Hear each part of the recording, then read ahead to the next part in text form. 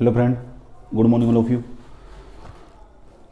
तो अब तक आपने मेरे साथ पार्ट 34 के अंतर्गत ये देखा कि किस तरह महात्मा गांधी द्वारा तीन प्रकार के आंदोलन चलाए गए और किस तरह प्रथम विश्व युद्ध के पश्चात अंग्रेजों के द्वारा एक कानून लाया गया जिसका नाम था रोलक एक्ट लाने के पश्चात किस तरह उसके अंतर्गत एक घटना हुई जिसके परिप्रेक्ष्य में अनेक प्रकार की सभाएं चली गई।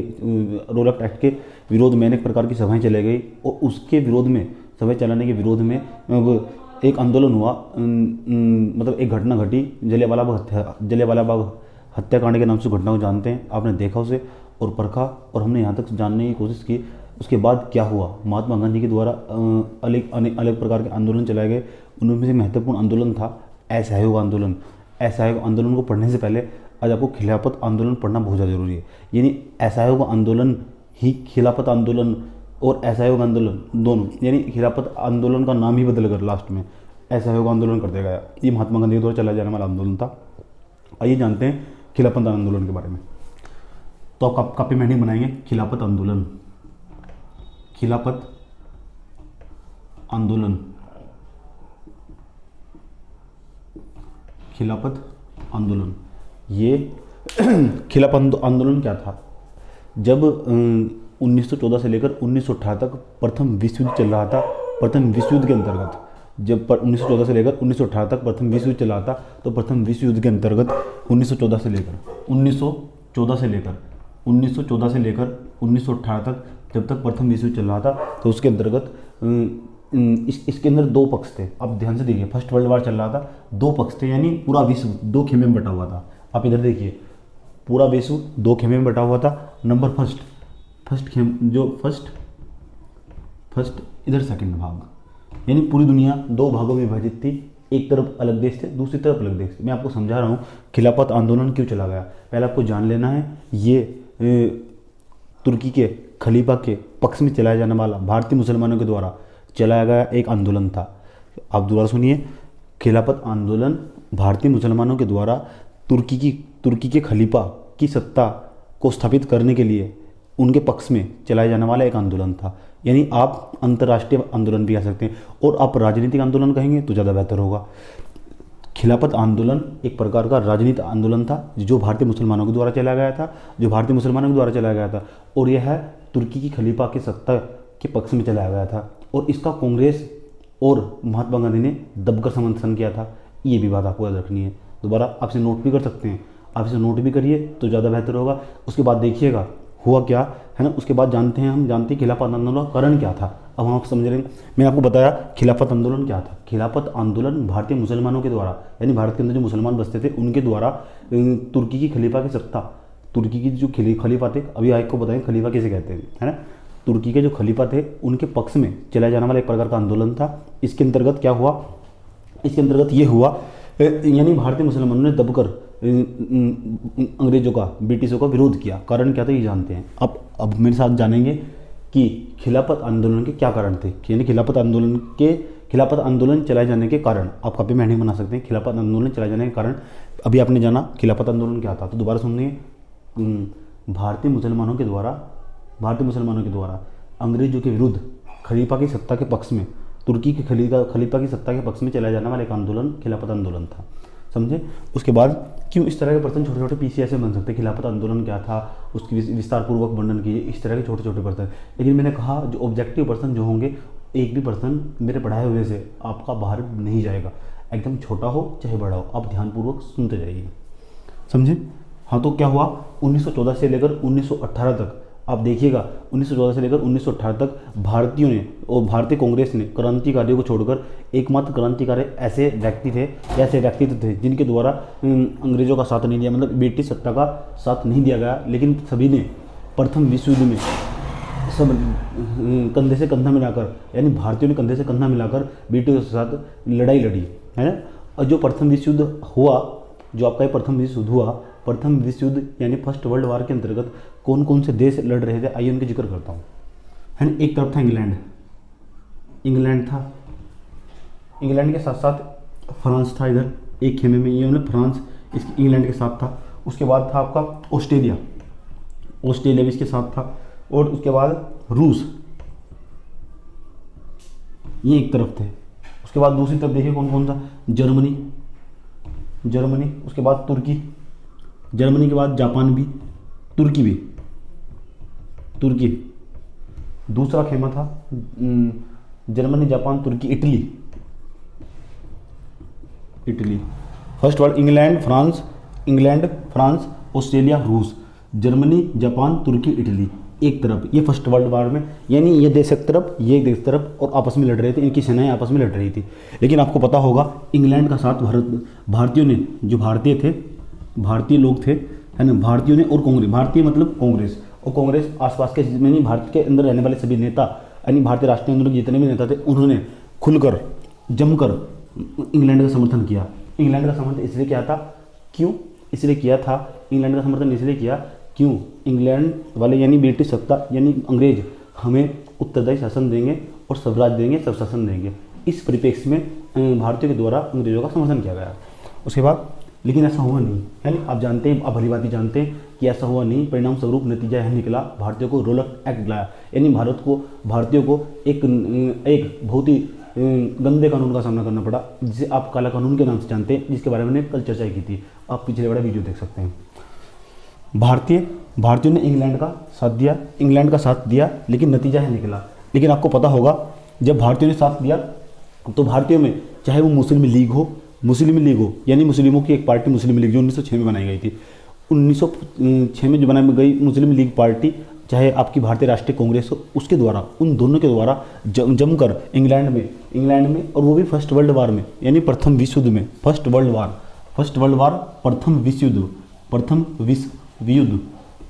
प्रथम विश्व युद्ध में इसका समर्थन किया गया है। कौन मुस्लिम लीग भी थी और मुस्लिम लीग भी थी। लेकिन जब इसका मुस्लिम लीग इसका समर्थन कर रही थी तो मुस्लिम लीग को एक आश्वासन दिया गया था। क्यों, आपको जानकर हैरानी होगी, पता होना चाहिए उस टाइम, उस समय जब आपका प्रथम विश्व युद्ध चल रहा था, प्रथम विश्व युद्ध चलने के साथ साथ उसके ही समकालीन हुआ ऐसा था कि हाँ, पूरी दुनिया के अंतर्गत जितने भी मुस्लिम समुदाय के मुस्लिम समुदाय पूरी दुनिया में जहाँ जितना भी फैला हुआ था, उनका सिर्फ एक ही गुरु हुआ करता था। आपने पढ़ा होगा, पैगंबर वाला पाठ पढ़ी मैंने आपको समझाया है। उनका एक ही गुरु हुआ करता था, वो तुर्की के अंदर स्थापित था। तुर्की के अंदर खलीफा की सत्ता स्थापित कर, लेकिन तुर्की का जो सुल्तान था, अभी आप यहाँ देखिए, तुर्की और इंग्लैंड एक दूसरे के आपस में विपरीत लड़ रहे हैं, तुर्की और इंग्लैंड एक दूसरे का आपस में। लेकिन तुर्की का जो एक खलीफा हुआ करता था, तुर्की का जो शासक था वो खलीफा था, खलीफा था।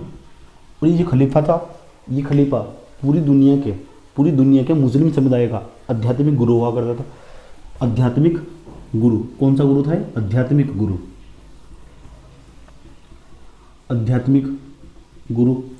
जो तुर्की का जो खलीफा था वो आध्यात्मिक गुरु हुआ करता था। लेकिन इंग्लैंड के अंतर्गत यानी अंग्रेजों ने भारतीय मुस्लिमों को ये आश्वासन दिया था, अगर हम फर्स्ट वर्ल्ड वार जीत जाएंगे तो फर्स्ट वर्ल्ड वार जीतने के पश्चात हम तुर्की की सत्ता को बनाए रखेंगे।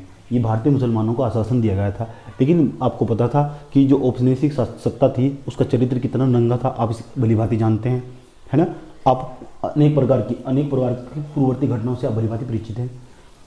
तुर्की के जो खलीफा थे उनके आध्यात्मिक गुरु थे, उनकी सत्ता को स्थापित बनाए रखने के लिए, इसलिए भारतीय मुसलमानों ने प्रथम विश्व युद्ध में इंग्लैंड का साथ दिया था, है ना। लेकिन प्रथम विश्व युद्ध में इंग्लैंड यानी जो फर्स्ट खेमा था, पहला खेमा था, वो जीत गया। लेकिन जीतने के पश्चात जहाँ तुर्की की जो सत्ता थी, उसका जो खलीफा था उसे बनाए रखा जाना चाहिए था। खलीफा की सत्ता को स्थापित उनका आध्यात्मिक गुरु हुआ करता था, तो उसकी सत्ता को बनाए रखना चाहिए था। लेकिन अंग्रेजों ने तुर्की का तख्ता पलट कर दिया, यानी वहाँ के खलीफा को मौत के घाट उतार दिया। अब आप बताइए, तो भारतीय मुसलमानों के द्वारा अंग्रेजों के विरुद्ध एक कमेटी तैयार की गई।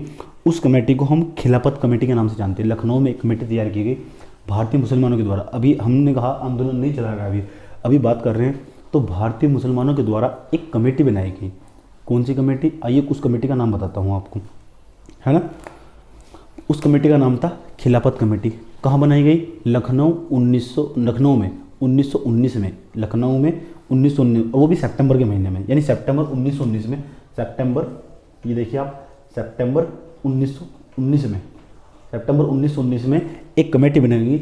उस कमेटी को आप जिस नाम से जानते हैं उसका नाम है खिलाफत कमेटी। खिलाफत, खिलाफत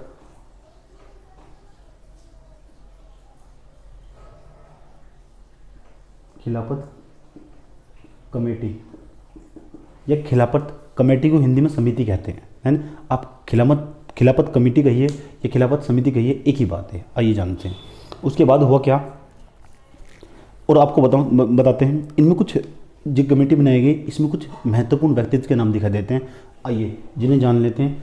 खिलाफत कमेटी के अंतर्गत जो खिलाफत कमेटी 1919 में बनाई गई, हमने कहा भारतीय मुसलमानों के द्वारा प्रथम विश्व युद्ध के अंतर्गत किस तरह अंग्रेजों का कदम से कदम में बढ़ाकर साथ दिया गया, लेकिन जो औपनिवेशिक शोषण था, औपनिवेशिक सत्ता थी, उन्होंने किस तरह भारतीय मुसलमानों को आश्वासन दिया था, लेकिन उस पर खरे नहीं उतर पाए। नतीजा यह हुआ, भारतीय मुसलमानों को इसका विरोध करना पड़ा और एक कमेटी स्थापित करनी पड़ी। कमेटी बनाने के साथ साथ उसके अंदर जो कमेटी सितंबर 1919 में लखनऊ के अंतर्गत वो कमेटी बनाई गई, उस कमेटी के अंतर्गत उस कमेटी को हम अखिल भारतीय कमेटी, अखिल भारतीय समिति या अखिल भारतीय मुस्लिम समिति, अखिल भारतीय मुस्लिम समिति के नाम से जानते हैं। आइए जानते हैं अखिल भारतीय मुस्लिम समिति, अखिल भारतीय खिलाफत समिति। कब खिलाफत कमेटी का गठन किया गया, उसके अंदर कुछ महत्वपूर्ण व्यक्ति थे जिनका नाम था, जिनमें से एक प्रमुख थे, वो थे मोहम्मद अली जिन्ना। मोहम्मद अली जिन्ना,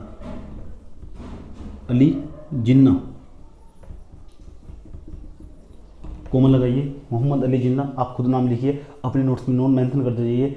हकीम अजमल खां, आप नोट करिए, हकीम अजमल खां, हरसत मोहनी, अब्दुल कलाम आज़ाद आदि मुस्लिम नेता शामिल थे। यानी जो खिलाफत कमेटी बनाई गई थी सितंबर 1919 में। आप, मैंने कहा आप अगर नोट्स बनाएंगे तो ही वीडियो देखिए, अन्यथा ये वीडियो आपके लिए नहीं। मैंने कहा मैं टॉपिकों को केवल विश्लेषण करूंगा, विश्लेषण करने के बाद अब उसके बाद बताइएगा। आप अगर आप कहीं भी पर्सन किसी भी एग्जाम से रिलेटेड बचता है तो उसके बाद बताइएगा। उसके बाद हुआ ऐसा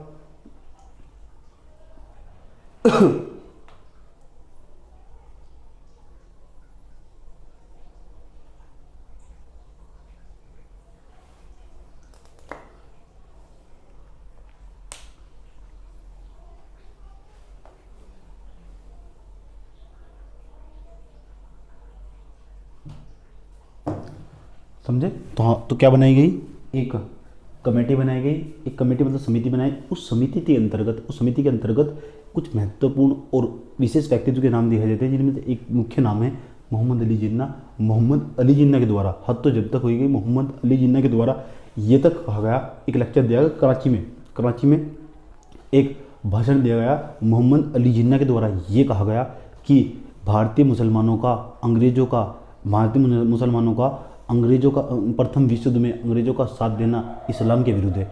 जब यानी मुस्लिम समिति का या ये खिलाफत समिति का कोई प्रमुख या मुख्य नेता इस तरह का भाषण देता है, तो आप अंदाजा लगाइए भाषण देने के पश्चात क्या हुआ होगा, है ना। तो किस तरह सभी मुस्लिम समुदाय एक सूत्र में बंधने जा रहे थे। तो धीरे धीरे सभी मुस्लिम समुदाय, और ये भी आश्वासन दिया गया जो हिंदू भाई थे या मुस्लिम भाई थे, उन्हें सब एक ही मंच पे इनके साथ आए, ये भी आश्वासन दिया गया।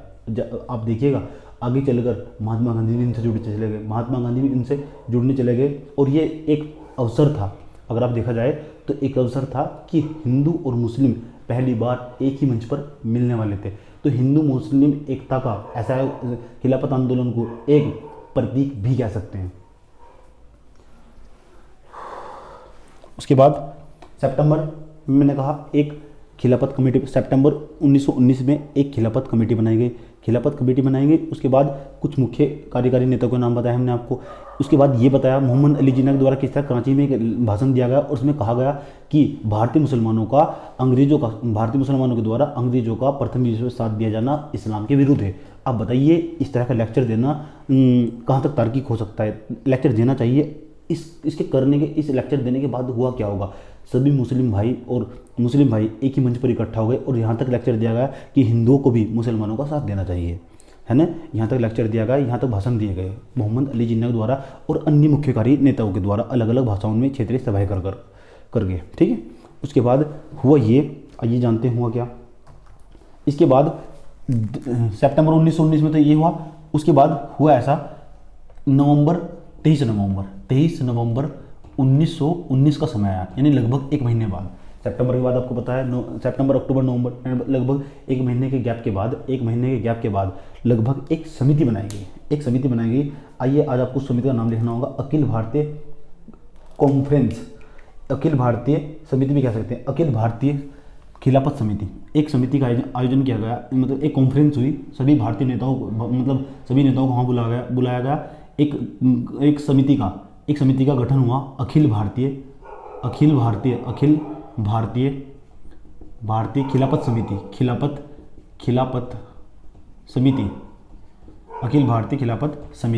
अखिल भारतीय खिलाफत समिति का गठन हुआ। उसके बाद हुआ क्या, आइए जानते हैं उसके बाद क्या हुआ।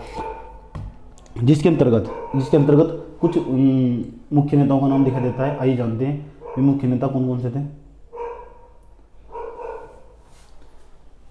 करमचंद गांधी, अखिल भारतीय जो समिति बनाई इसके अंतर्गत करमचंद गांधी,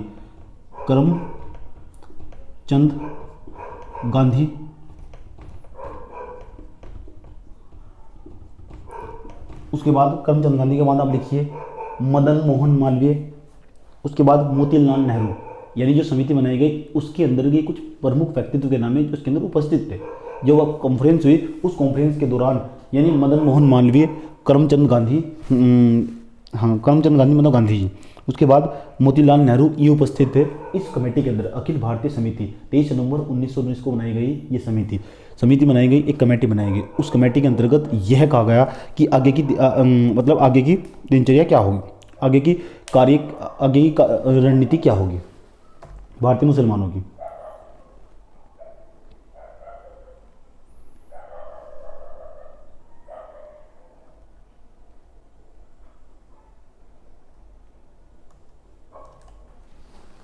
समझे?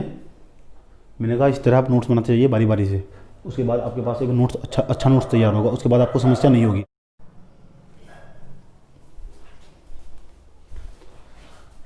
तो अब तक आप कारण समझ चुके कि इसका कारण क्या था, यानी किस तरह ये हमारा जो खिलाफत आंदोलन था क्यों चला गया था। अब तक आपने ये समझा। अब हम समझते हैं खिलाफत आंदोलन की आप समीक्षा करते हैं।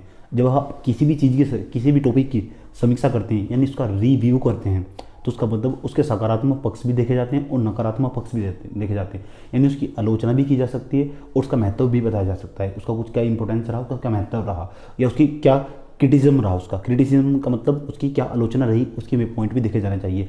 आइए स्टार्टिंग में लिखवा देते हैं। हालांकि कुछ विद्वान इसकी कटु आलोचना करते हैं। जी खिलाफत आंदोलन चलाया गया था, जो आप ये खिलाफत आंदोलन देखते हैं ये चलाया गया, कुछ विद्वान इसकी कटु आलोचना करते हैं और यहाँ तक कहा जाता है कि महात्मा गांधी के द्वारा महात्मा गांधी पर अनेक प्रकार के आरोप लगा जाते हैं, क्योंकि महात्मा गांधी ने बिना पूछे जाकर यानी कांग्रेस के 22-23 सदस्यों के साथ मिलकर खिलाफत आंदोलन में पार्टिसिपेट किया, भागीदारी दी।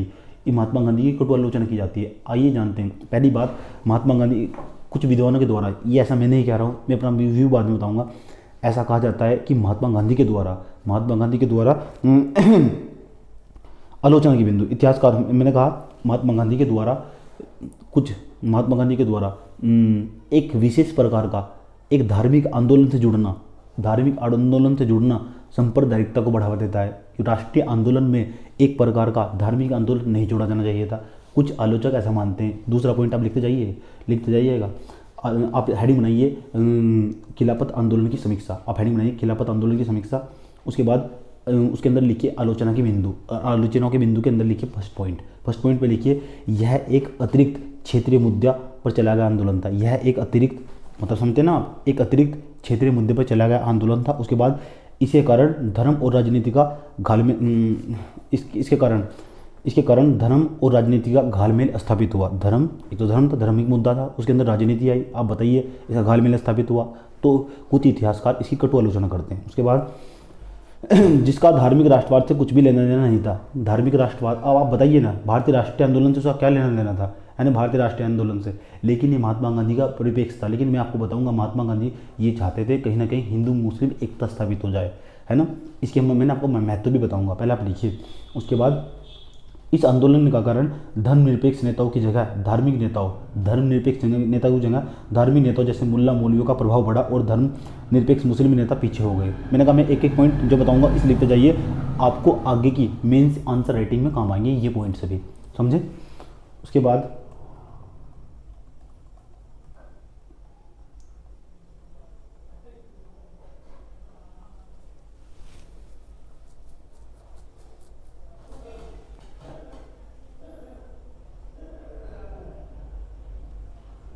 और कुछ आलोचकों का यह भी मानना है कि जो मुस्लिम नेता थे वे असहयोग आंदोलन से इसलिए जुड़ गए, क्योंकि कुछ जो हमारे मैंने कहा कुछ आलोचकों का यह भी मानना है कि मुस्लिम नेता आंदोलन से इसलिए जुड़ गए, क्योंकि उन्हें जन समर्थन चाहिए था, और जन समर्थन अगर कहीं मिल सकता था तो भारतीय राष्ट्रीय कांग्रेस में मिल सकता था, तो उन्होंने इसे एक अवसर के रूप में देखा। लेकिन असहयोग आंदोलन बंद करने के बाद देखिए बारडोली प्रस्ताव लाया जाएगा महात्मा गांधी के द्वारा, जब चोरा चोरी की घटना होगी बताऊंगा आपको, तो महात्मा गांधी के द्वारा चला गया ये आंदोलन, यानी 1920 से स्टार्ट होकर 1922 तक, 1922 के बाद इसे वापस ले लिया जाएगा, बारडोली प्रस्ताव आएगा, बारडोली प्रस्ताव आने के बाद वापस ले जाएगा, लेकिन आपका जो खिलाफत आंदोलन 1924 तक लगातार जारी रहेगा।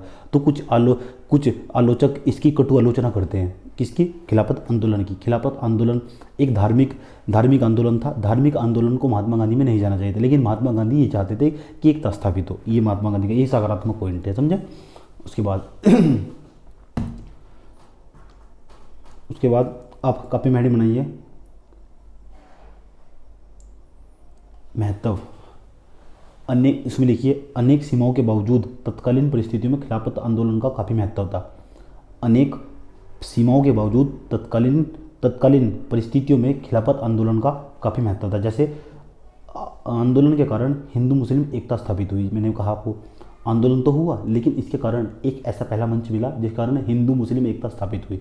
ये सभी पॉइंट आपको लिखने होंगे। मैंने कहा जो आपके प्रश्न आएंगे मैं आपको कराऊंगा, कल की क्लास प्रश्नों की होगी, पीरी के भी और मेंस के भी, यानी एग्जाम छोटा भी हो चाहे बड़ा हो, कोई सा भी एग्जाम हो, सभी एग्जाम के क्वेश्चन आपके सामने लेकर आऊँगा। आप देखिएगा दोनों टॉपिक जो मैंने आपको पढ़ाए हैं दोनों वीडियो के अंतर्गत, उससे संबंधित पेपर में छोटे क्वेश्चन मैं कल को आपके सामने मेंस के 8 प्रश्न लेकर आऊँगा, है ना, लेकर आऊँगा। और खुद जो मैंने खुद भी लिखे हैं और आप भी लिखने की प्रैक्टिस कीजिएगा। सरकार के खिलाफ एक दूसरा पॉइंट लिखिए, महत्व के अंदर दूसरा पॉइंट लिखिए, सरकार के खिलाफ एक बड़ा जन आंदोलन खड़ा करने में सुविधा एवं राष्ट्रवाद मजबूत हुआ। सरकार के खिलाफ एक बड़ा जन आंदोलन, सरकार के खिलाफ एक बड़ा जन आंदोलन खड़ा करने में सुविधा और राष्ट्रवाद मजबूत हुआ। मैंने कहा राष्ट्रवाद मजबूत हुआ क्योंकि हिंदू मुस्लिम एकता स्थापित हुई, इससे ही प्रॉफिट हुआ, है ना। एक बड़ा आंदोलन खड़ा कर सके हम सरकार के खिलाफ, आप इस पॉइंट को समझिएगा। हाँ, तो आपने समझा खिलाफत आंदोलन क्या था, खिलाफत आंदोलन का कारण क्या था, ये भी आप समझ चुके, है ना। अगर पेपर में प्रश्न आया, ये प्रश्न बने हुए हैं, प्रश्न आते हैं, खिलाफत आंदोलन का निम्नलिखित में कौन सा कारण था, 4 ऑप्शन देकर चला जाएगा आपको, है ना। तुर्की के खलीफा के पक्ष में चलाया गया आंदोलन, बिल्कुल यही आपका सही पॉइंट होगा।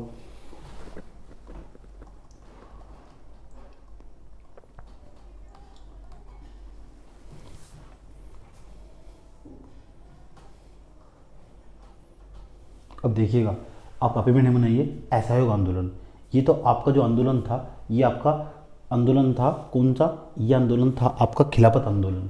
और खिलाफत आंदोलन का कारण क्या था ये आपने जाना, उसके कुछ सकारात्मक पॉइंट जाने, कुछ नकारात्मक पॉइंट जाने। कुछ विद्वान इसी कटु आलोचना करते हैं कि महात्मा गांधी को किस तरह खिलाफत आंदोलन में असहयोग आंदोलन को सम्मिलित नहीं करना चाहिए था।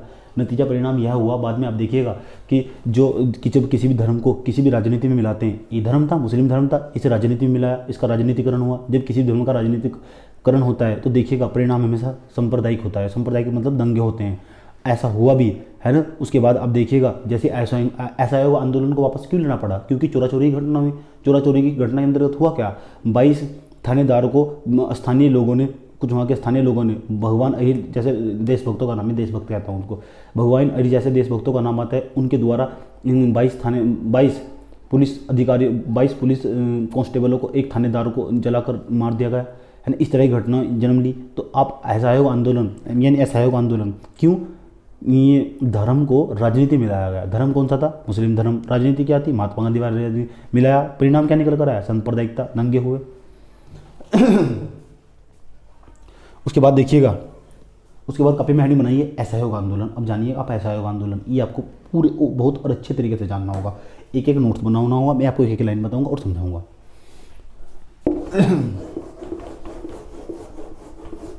और कल की क्लास में प्रश्न करेंगे।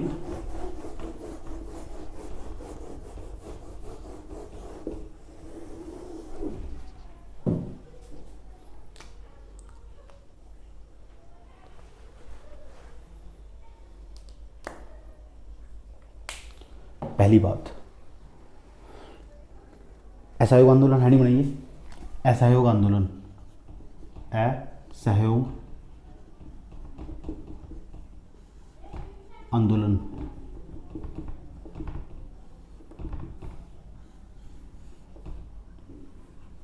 असहयोग आंदोलन जो 1920 से लेकर आपको 1920 से लेकर 1922 तक दिखाई देगा। 1920 से 1922 तक लगभग 2 साल। ये खिलाफत आंदोलन का दूसरा नाम असहयोग आंदोलन था। यानी खिलाफत आंदोलन को किस तरह असहयोग में बदल दिया गया, खिलाफत आंदोलन को किस तरह असहयोग में बदल दिया गया महात्मा गांधी के द्वारा, आइए जानते हैं। पहली बात, असहयोग आंदोलन को महात्मा गांधी द्वारा चला गया है। यानी कि महात्मा गांधी जब उनके साथ गए तो उन्होंने कहा आपको खिलाफत आंदोलन चलाने की कोई ज़रूरत नहीं है, आपको बहिष्कार आंदोलन चलाना होगा।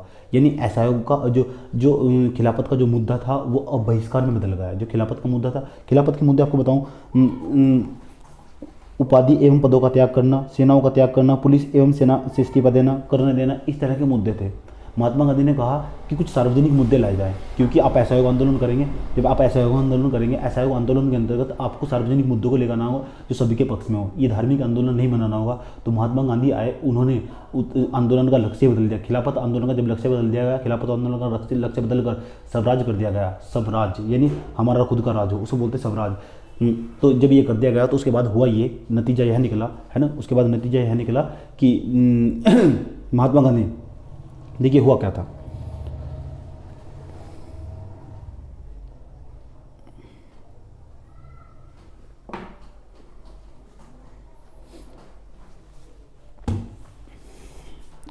असहयोग आंदोलन, मैंने कहा खिलाफत आंदोलन को ही महात्मा गांधी के द्वारा है उसका लक्ष्य बदलकर उसका लक्ष्य स्वराज कर दिया गया। अगर आपसे पूछा जाए असहयोग आंदोलन का लक्ष्य क्या था, तो इसका लक्ष्य था स्वराज।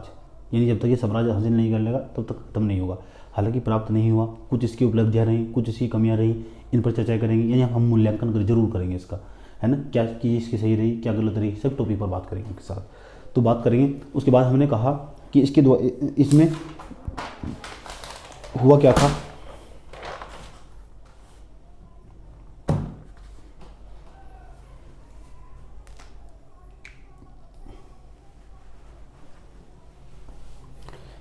(1920 से लेकर 1922 तक, 1 अगस्त 1920 से लेकर 1922 तक यह आंदोलन उत्साहपूर्ण रहा और जोशीला रहा। यहाँ के लोग जोशीले भी दिखाई दे, जो आंदोलन से जुड़े हुए थे, वे जोशीले भी दिखाई दे।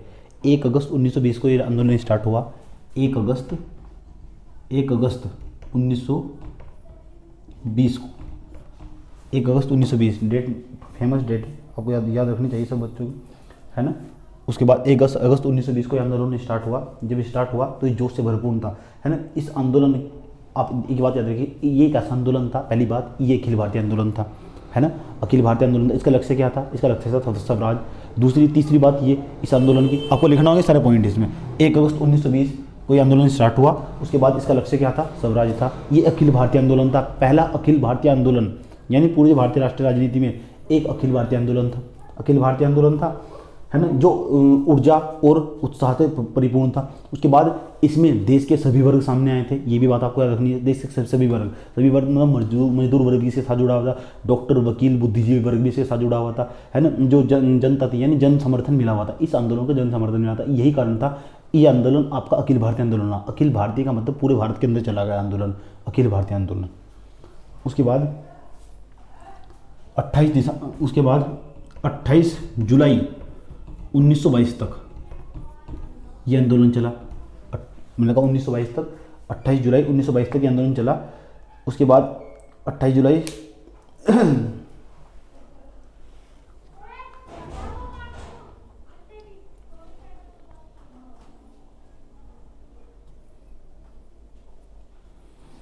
समझे। 1 अगस्त 1920 को स्टार्ट हुआ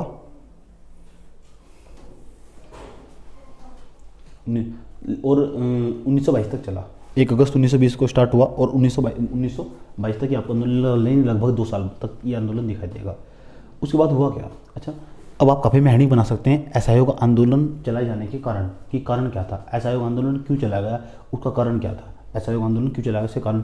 आप काफ़ी में हेडिंग लिखिए, बनाइए असहयोग आंदोलन चलाए जाने का कारण, इसका कारण हेडिंग बनाइए कारण, कि इसका कारण क्या था, कि असहयोग आंदोलन क्यों चला गया। तो असहयोग आंदोलन चलाने का कारण लिखिए। पहली बात आपने देखा भारतीयों को उम्मीद थी प्रथम विश्व युद्ध के बाद जो हमारे अंग्रेज होंगे, हमारे अंग्रेज मतलब अंग्रेज होंगे, वे भारतीयों को उत्तरदायी शासन और स्वराज है ना, उत्तरदायी शासन और सस्ता स्वराज और लोकतांत्रिक मूल्यों की अवधारणा भारत के अंदर लाएंगे। लेकिन ऐसा नहीं हुआ है ना, ठीक इसके विपरीत काम हुआ। और जब ये इसके विपरीत काम हुआ तो भारतीयों के जो भारतीय लोग थे, हमारे भारतीय राष्ट्रीय राजनीति यानी भारतीय राष्ट्रीय आंदोलन के जो प्रणेता थे, उनको गहरा सदमा लगा और अंदरूनी चोट पहुंची। तो उनका स्वाभिमान जाग उठा। उसके बाद इस तरह के मुद्दे निर्धारित कर उन्होंने कहा कि अब हम ब्रिटिशों का किसी भी बात पर समर्थन नहीं करने वाले, किसी भी बात पर सहयोग नहीं करने वाले, अर्थात हम हर जगह उनका सहयोग ना करके क्या करेंगे, असहयोग।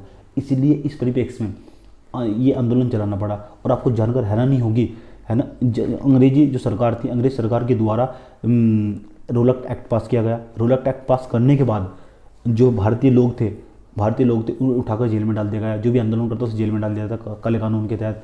उसके बाद होता इस तरह, महात्मा गांधी को भी जेल जाना पड़ा, ये भी आपको बताएंगे हम आपको। उसके बाद हुआ कुछ ऐसा कि जो ये जो गरीब वर्ग था, मजदूर वर्ग था, जमींदार वर्ग था, इनका सबका अधिक मात्रा में शोषण हुआ। और ये भी हुआ कि जो यहाँ के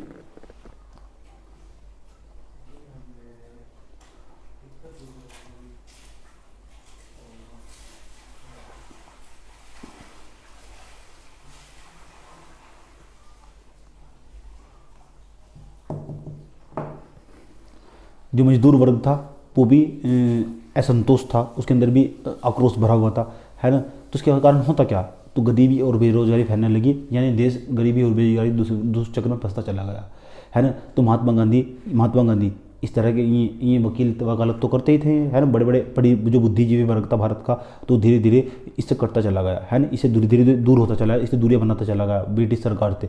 ब्रिटिश सरकार के जो पक्ष में ब्रिटिश सरकार का जो समर्थन करते थे, धीरे धीरे उनका सहयोग की जगह असहयोग किया गया, सभी मुद्दों पर असहयोग किया गया।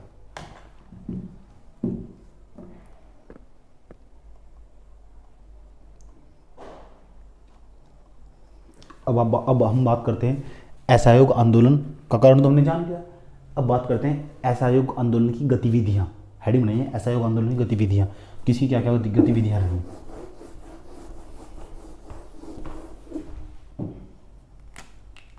असहयोग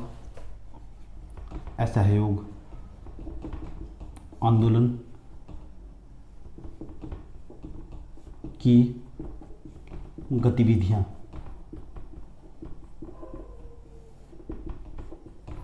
असहयोग आंदोलन की गतिविधियां। अब देखिए इसी के तुरंत बाद, यानी जब असहयोग आंदोलन चला गया 1 अगस्त 1920 को, अगस्त के बाद कौन सा महीना आता है, सितंबर 1920। तो सितंबर 1920 में कांग्रेस का एक अधिवेशन हुआ। आपको पता है ना, कांग्रेस के नियमित तरीके से अधिवेशन होते थे 28 दिसंबर से लेकर 30 दिसंबर तक है ना, उस टाइम छुट्टी हुआ करती थी। तो इस तरह कांग्रेस के अधिवेशन होते थे। तो सितंबर में कांग्रेस का अधिवेशन हुआ। सितंबर में एक अधिवेशन हुआ कांग्रेस का। उस सितंबर वो ये कहाँ हुआ, कलकत्ता में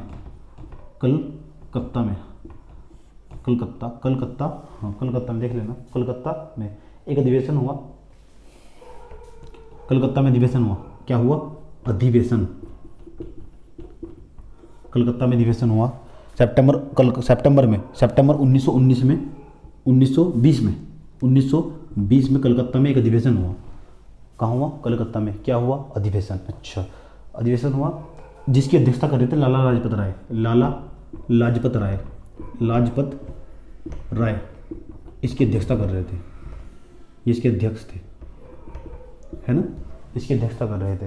उसके बाद जो असहयोग आंदोलन था है ना, जो असहयोग आंदोलन था, असहयोग आंदोलन का जो प्रस्ताव था, असहयोग आंदोलन का जो प्रस्ताव था यहाँ गांधी जी ने रखा। मैंने कहा कांग्रेस, अगर आपको असहयोग आंदोलन चलाना होता था तो आपको जो कांग्रेस कमेटी थी उसके अंदर से आपको बहुमत प्राप्त करना होता था, यानी ये आगे की रणनीति क्या होगी उसके लिए आपको बहुमत चाहिए था, यानी वहाँ भी चुनाव हुआ करता था एक प्रकार का। उसके बाद तो इसके लिए क्या किया गया, जो कलकत्ता का अधिवेशन हुआ सितंबर 1920 में, इसमें लाला लाजपत राय अध्यक्षता कर रहे थे और खुद गांधी जी ने, क्योंकि गांधी जी को आंदोलन चलाना था, कौन सा आंदोलन, असहयोग आंदोलन चलाना था, तो गांधी जी के द्वारा क्या किया गया, गांधी जी के द्वारा क्या वो प्रस्ताव पेश किया गया, प्रस्ताव पेश किया गया। और प्रस्ताव के अंतर्गत कुछ ऐसे व्यक्तित्व थे जिन्होंने असहयोग आंदोलन का समर्थन नहीं किया, कुछ ऐसे व्यक्तित्व थे जिन्होंने असहयोग आंदोलन का समर्थन नहीं किया, अर्थात उन्होंने इसका विरोध किया असहयोग आंदोलन का। आपको ऐसे व्यक्ति का नाम भी सुनना चाहिए, ऐसे व्यक्ति कौन कौन से थे, है ना, तो याद रखिए ऐसे व्यक्ति का नाम कौन से जिन्होंने असहयोग आंदोलन का विरोध किया, तो याद रखिए उनका नाम था मोहम्मद अली जिन्ना। कारण बताऊंगा अभी आपको, ये आपको याद रखना है। मैंने कहा मोहम्मद अली जिन्ना, मोहम्मद अली जिन्ना, है ना, पाकिस्तान का नाम निर्माण, मोहम्मद अली जिन्ना पाकिस्तान के निर्माण के लिए जाने जाते हैं, है ना। तो मोहम्मद अली जिन्ना, एनी बेसेंट, आप नाम लिखिए कौन कौन से व्यक्ति के द्वारा मतलब असहयोग आंदोलन जब प्रस्ताव पेश किया गया सितंबर 1920 में कलकत्ता अधिवेशन में, लाला लाजपत राय जिसकी अध्यक्षता कर रहे थे, तो वहाँ गांधी जी के द्वारा प्रस्ताव पेश किया गया। देखिए भाई साहब, ये मुझे मेरी आगे की रणनीति इस तरह होगी, तो उनका गांधी जी के असहयोग प्रस्ताव का कि मुझे असहयोग करना है सभी मुद्दों पर, आगे की रणनीति इस तरह की होगी मेरी। तो कुछ ऐसे व्यक्तित्व भी रहे, विशेष व्यक्ति जिन्होंने इस बात का विरोध किया कि आपको असहयोग आंदोलन नहीं चलाना चाहिए। ऐसे तो उन व्यक्तित्व का नाम पेपर में पूछा जा सकता है, निम्नलिखित में से कौन से व्यक्ति थे जिन्होंने असहयोग आंदोलन का विरोध किया। ये आपको क्वेश्चन कंफ्यूज करता है, ये पेपर में आया भी हुआ है। आइए बात करते हैं कौन कौन से। मोहम्मद अली जिन्ना, नाम लिखिए मोहम्मद अली जिन्ना। दूसरा नाम लिखिए मदन मोहन मालवीय। तीसरा नाम लिखिए पहला नाम मोहम्मद अली जिन्ना, दूसरा मदन मोहन मालवीय, तीसरा CR दास। चौथा नाम लिखिए एनी बेसेंट आदि कुछ भी लोग। और आपको जानकर हैरानी होगी, इसकी अध्यक्षता कर रहे थे कौन, लाला लाजपत राय। लेकिन लाला लाजपत राय भले ही वे कांग्रेस के अध्यक्ष थे, अध्यक्षता भले कर रहे थे, लेकिन लाला लाजपत राय के द्वारा भी असहयोग आंदोलन का विरोध किया गया था। इसमें इस बात को भी आपको लिखना है, समझ में आया आपको। असहयोग आंदोलन का इसका विरोध मोहम्मद अली जिन्ना हो, एनी बेसेंट हो, CR दास हो, इन सभी के द्वारा इसका विरोध किया गया। किसका विरोध किया गया, इसका विरोध किया गया, असहयोग आंदोलन का विरोध किया गया, बहुत अधिक मात्रा में विरोध किया गया। अच्छा, कारण क्या था, इन्होंने विरोध क्यों किया, विरोध करने का एक सबसे बड़ा कारण था कि 1919 का एक भारत शासन अधिनियम, Bharat government of India act पारित हुआ था। भारत शासन अधिनियम, ध्यान से सुनिएगा, भारत शासन अधिनियम पारित हुआ। भारत शासन अधिनियम पारित हुआ था। इस भारत शासन अधिनियम के अंतर्गत ये प्रावधान किया गया था कि जो भारतीय होंगे अब उन्हें चुनाव लड़ने के लिए, यानी भारत के प्रांत में द्वैध शासन लागू कर दिया गया था। द्वैध शासन क्या लागू कर दिया गया, द्वैध शासन लागू कर दिया गया।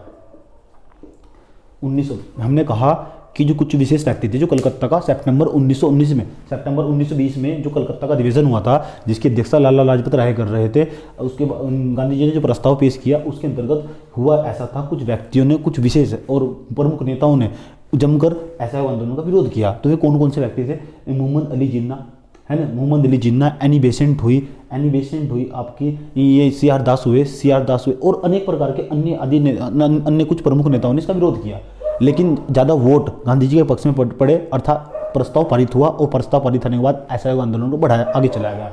सवाल ये है कि मोहम्मद अली जिन्ना, एनी बेसेंट हो या CR दास हो या आपके लाला लाजपत राय हो, ये इसका विरोध क्यों कर रहे थे, है ना, क्यों कर रहे थे, आपको ये बताना चाहिए। तो इसीलिए मैं आपको बताऊँ 1919 में भारत शासन अधिनियम आया था। तो भारत शासन अधिनियम के अंतर्गत हुआ ऐसा था, जो भारत के जो डोमिनी स्टेट थे, यानी छोटे छोटे प्रांत थे, उसके अंतर्गत हुआ ऐसा था कि भारत के अंदर द्वैध शासन लागू करना था। द्वैध शासन कौन सा, द्वैध शासन।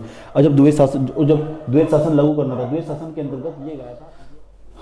तो हमने बताया आपको कि 1919 में भारत शासन अधिनियम पारित हुआ। भारत शासन अधिनियम पारित होने के बाद प्रांत में द्वैध शासन लागू कर दिया गया। द्वैध शासन लागू करने के बाद प्रांतों को स्वायत्तता दे दी गई, अर्थात प्रांतों में चुनाव होने थे। लेकिन अब बताइए, जो कांग्रेस पार्टी थी उसको चुनाव में जाना था, जब चुनाव में जाना था और ऐसे समय पर क्या इस तरह का इस तरह का जो ऐसा अगर अगर भारत कांग्रेस जो पार्टी थी अगर वो चुनाव में जाती तो चुनाव में सीट जीत कर विधानसभा में जाकर बैठती और वहाँ से संवैधानिक तरीके से अपनी बात मनवाने का इनका लक्ष्य था। यही कारण था कि मोहम्मद अली जिन्ना एनी बेसेंट होंगे इस तरह, क्योंकि उनको चुनाव जीतना था, यानी चुनाव के अंतर्गत उन्हें चुनाव लड़ने के साथ साथ विधानसभा में पहुंचना था। और विधानसभा में पहुंचने के बाद इन्हें चुनाव लड़ने के बाद विधानसभा में तो इन्होंने इनका मानना था कि मोहम्मद अली जिन्ना हो, चाहे एनी बेसेंट हो, CR दास हो, लाला लाजपत, इनका मानना था कि हम क्यों ना चुनाव लड़कर, यानी हम भारतीय जनता में वोट देगी, चुनाव लड़कर हम विधानसभा में जाएं और यहाँ की विधानसभा के अंदर जाकर जो हम सड़कों पर विरोध करते तो क्यों हम विधानसभा के अंदर करें, उनका ये मानना था। यही कारण था कि भारत शासन जो अधिनियम 1919 आया था उसके अंतर्गत भारतीय को स्वायत्तता दे दी गई थी कि हम आपको द्वैत शासन देते हैं। यानी द्वैत शासन का मतलब है द्वि प्रकार का शासन, बाहर हमारा शासन होगा, अंदर तुम्हारा शासन होगा। इस तरह का जो शासन हो वो द्वैत शासन कहलाता है। द्वैत शासन के बारे में हमने आपको बताया हुआ पिछली क्लासों में, समझे।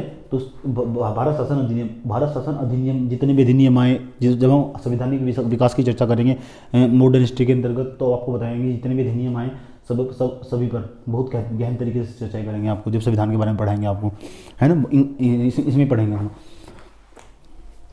तो किस पर बात करें तो बच्चों, बात करें द्वैत शासन पर, मोहम्मद अली जिन्ना पर बात करी हमने, है ना। उसके बाद हमने बताया आपको तो लेकिन कुछ ऐसे भी व्यक्ति थे जिन्होंने गांधी जी का समर्थन किया। कुछ ऐसे व्यक्ति का नाम लिखिए आप, सैफुद्दीन किचलू, कोमा लगाइए, शौकत अली, कोमा याकूब हसन, डॉक्टर अंसारी, गांधी जी का समर्थन किया और गांधी जी को बहुमत मिला और प्रस्ताव पारित हुआ, अर्थात असहयोग आंदोलन को आगे की ओर बढ़ाया गया। अब सितंबर 1920 में कलकत्ता का अधिवेशन हुआ। सितंबर के बाद कौन सा महीना आता है? सितंबर के बाद अक्टूबर, नवंबर, दिसंबर, यानी 2-3 महीने के बाद एक अधिवेशन हुआ जो कांग्रेस के नियमित अधिवेशन होते थे, है ना, नियमित अधिवेशन होते थे।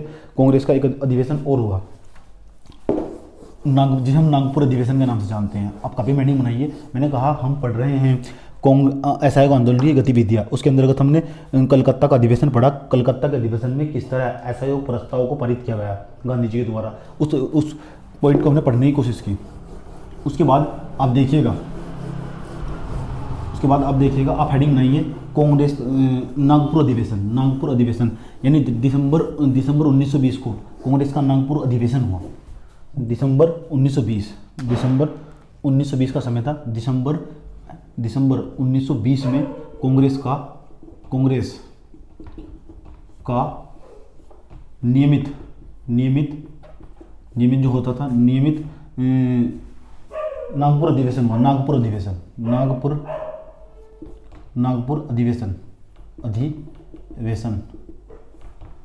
अधिवेशन दिसंबर 1920 से कांग्रेस का नियमित अधिवेशन हुआ।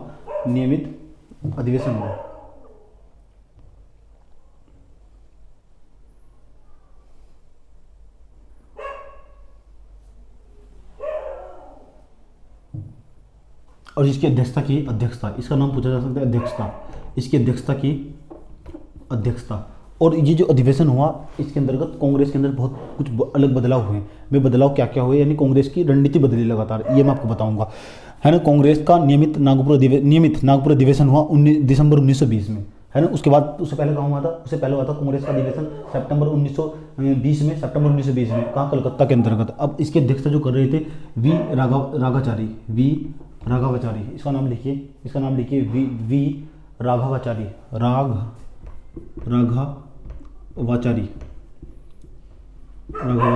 इसकी अध्यक्षता कर रहे थे, यानी इस कांग्रेस का नियमित अधिवेशन नागपुर अधिवेशन था, इसकी अध्यक्षता कर रहे थे। उसके बाद अब आपने देखा होगा इस बार जो प्रस्ताव कांग्रेस का पेश किया, है ना। देखिए महात्मा गांधी की क्या कलाकारी थी। पिछले प्रस्ताव में CR दास, पिछले जो प्रस्ताव हुआ था, पेश हुआ था, अधिवेशन हुआ था सितंबर 1920 में। सितंबर 1920 में जो अधिवेशन हुआ था उसके अंतर्गत, सितंबर 1920 में जो अधिवेशन हुआ उसके अंतर्गत जो विरोध कर रहे थे गांधी जी ने उन्हें अपना समर्थक बना लिया। वे कौन थे जो प्रस्ताव पेश किया? CR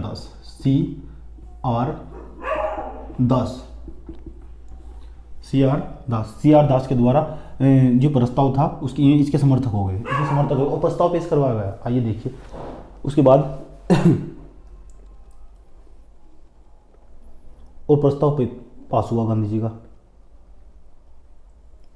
मैंने कहा ये कांग्रेस का जो कांग्रेस का ये अधिवेशन था, इसमें कांग्रेस के अधिवेशन में यानी कांग्रेस की रणनीति में यानी कांग्रेस के संविधान में कुछ आमूलचूल परिवर्तन हुए। आइए जानते हैं क्या परिवर्तन हुए।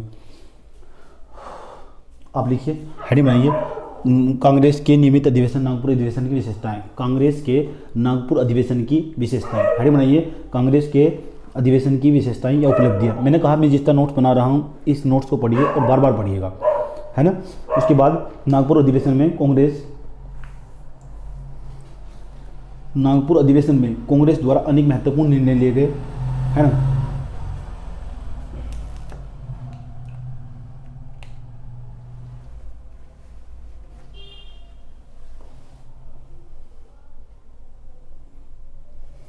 हाँ, अगर आपको कांग्रेस का सदस्य बनना होता था, ये कांग्रेस थी, अगर उसका सदस्य बनना होता था, कुछ विशेषताएं पढ़ रहे हैं उसकी विशेषता, जो नागपुर अधिवेशन था ना उसकी कुछ महत्वपूर्ण विशेषताएं थी। अगर आपको कांग्रेस का सदस्य बनना होता था तो पहले आपका जो सदस्य शुल्क था, सदस्य शुल्क यानी आपको कांग्रेस का सदस्य बनना होगा तो आपको 1 रुपये देना होगा, उसे घटाकर 50 पैसे कर दिया गया। और इसका एक ही मकसद था, ताकि अधिक से अधिक लोग कांग्रेस से जुड़ते चले जाए, इसका एक ही मकसद था। इसलिए सदस्य शुल्क 1 रुपये से घटाकर 50 पैसे कर दिया गया था। अगर आपको कांग्रेस का सदस्य बनना है तो आपको 50 पैसे जमा करने और कांग्रेस के सदस्य बन जाएंगे। चलिए, उसके बाद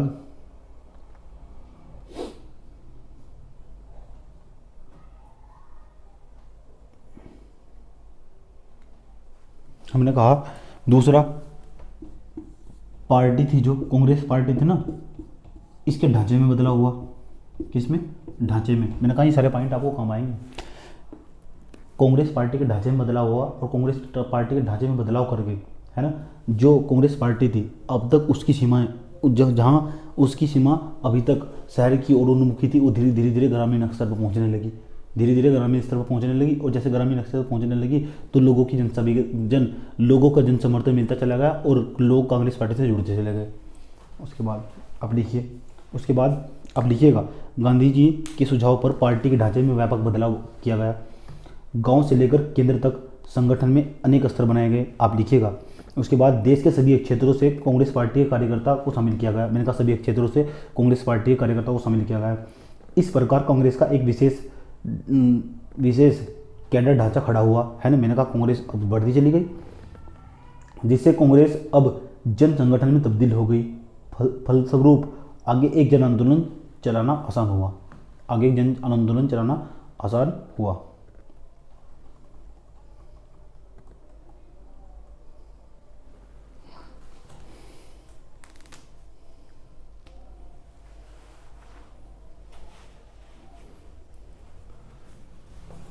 और मैंने कहा असहयोग आंदोलन एक व्यापक आंदोलन था।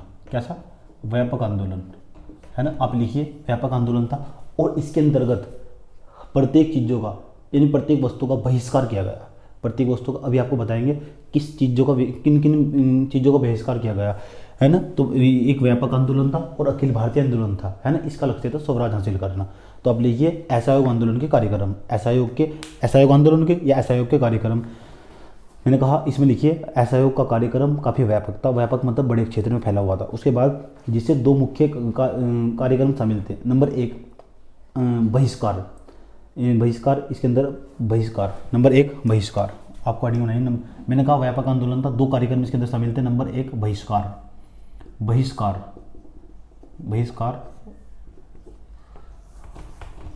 और इसके अंदर लिखिए यानी जो विधान परिषद के चुनाव होंगे उनके अंतर्गत जो चुनाव का भी बहिष्कार करना होगा। पहला पॉइंट इसके अंदर लिखिए, बहिष्कार में पहला पॉइंट के अंदर लिखिए विधायी परिषदों के चुनाव का बहिष्कार। दूसरा सरकारी नौकरियों, शिक्षण संस्थानों, सरकारी समारोह का विरोध एवं बहिष्कार, यानी सरकार के जो समारोह होंगे उनका बहिष्कार करना होगा। सरकारी नौकरियां जो निकालने वाले हैं उनका भी बहिष्कार करना होगा। शिक्षण जो संस्थान करने होंगे उनका भी बहिष्कार करना होगा। और इसी समय दूसरे जो पॉइंट लिख रहे हैं ना, मैंने कहा सरकारी नौकरियों का बहिष्कार, सरकारी संस्थाओं का बहिष्कार, सरकारी जो समारोह होंगे उनका बहिष्कार करना होगा। और तो और इसी समय जो प्रिंस ऑफ वेल्स का भारत आगमन हुआ, ये प्रिंस ऑफ वेल्स इंग्लैंड के राजा थे, इनका भारत आगमन हुआ, उनका भी बहिष्कार किया गया। आप अंदाजा लगा सकते हैं। उसके बाद नंबर 3 लिखिए विदेशी वस्तुओं का बहिष्कार, विदेशी वस्तुओं का बहिष्कार। इस आंदोलन का सर्वाधिक सफल कार्यक्रम विदेशी वस्त्रों का बहिष्कार था। इस आंदोलन का सर्वाधिक मैंने कहा बंगाल हो चाहे बिहार हो चाहे उड़ीसा हो, यहाँ क्या किया गया, अधिक मात्रा में विदेशी वस्त्रों का बहिष्कार किया गया, विदेशी वस्त्रों को पहनने से मना कर दिया गया, समझे। उसके बाद जो नंबर 4 जो सरकारी अदालत थी उनका भी बहिष्कार किया गया। अब लिखिए सरकारी अदालतों का बहिष्कार। अनेक प्रसिद्ध वकील, आपको जानकर हैरानी होगी इतना तक बहिष्कार हुआ, जो कुछ प्रसिद्ध वकील थे जैसे पंडित जवाहरलाल नेहरू हो, चाहे विट्ठल भाई पटेल हो, या आपके वल्लभ भाई पटेल हो, या आसफ अली हो, CR दास हो, T प्रकाशम हो, आदि ने वकालत से इस्तीफा दे दिया, समझे। देखिए वकालत छोड़ दी, वकीलों ने वकालत छोड़ दी, समझे, वकीलों ने वकालत छोड़ दी। उसके बाद मैंने कहा वीडियो को पीछे जाकर देखिएगा और सबके नाम लिखिएगा। सरकारी पाठकों को लौटाना, है ना, सरकारी पाठकों को लौटाना।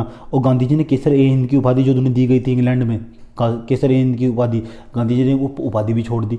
उसने कहा कि हम तुम्हारा हर चीज़ पर बहिष्कार करेंगे। उसके बाद इसी दौरान